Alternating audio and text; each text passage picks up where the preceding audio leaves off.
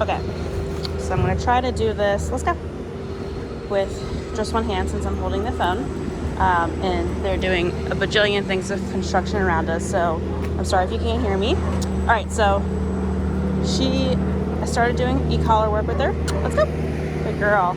I'm not going to go into that just now because she's just started and I don't want you to fret over it. So what I'm going to, let me reposition my hand.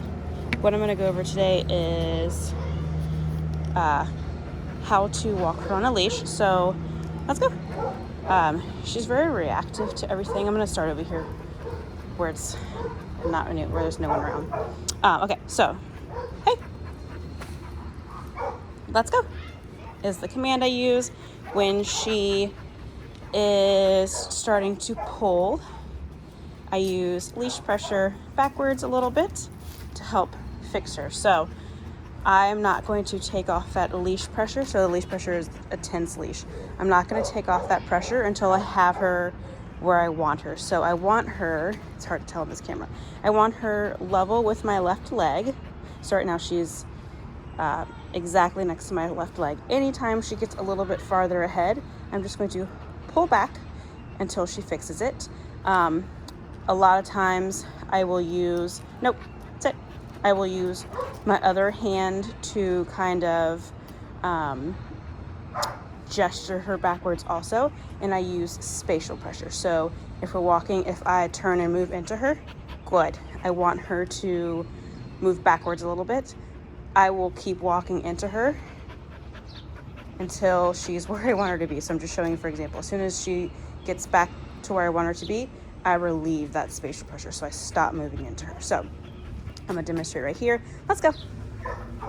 So she gets a little head, pressure backwards, spatial pressure, good. And then I mark with that good marker. So we're gonna go out here to where there's more distractions, all the men's out here working. So she's pretty good, she's where I want her to be. Let's see, I'm gonna slow down so she gets ahead. Leash pressure, spatial pressure, good, very good. And she sits, but she doesn't have to sit. So for opposite, when she starts getting really reactive to something, so right now, let's go. I'm going to, no, good, no, good girl. And I'm just using leash pressure, I'm not using the collar. I just have it in my hand. I leash pressure, no, and I keep walking, good, until she's back with me. I don't allow her to zone in on the things that are triggering her. So those, hey, let's go. The machines and the men moving around, let's go. Good. Oh my goodness. Those are, they make her uncomfortable. So she, no. Leash pressure backwards, good. They make her a little bit panicky. So instead of letting her sit and stare at them and work herself up, I just act like they don't matter and I keep walking and I pressure her with the leash forward with me until she stops paying attention to them. Or at least until we're at a threshold where it doesn't matter to her. So we're out here with them, they're right there. Let's go. Good girl. If she starts getting into her panic state of mind where she starts breathing really fast and jumping around, I make it a point to walk really slow. Good girl. And she's doing really good. They're all right there. Just a good girl. Again, I'm not using the e-collar, it's just in my hand. I'm sure you can hear them talking in the background.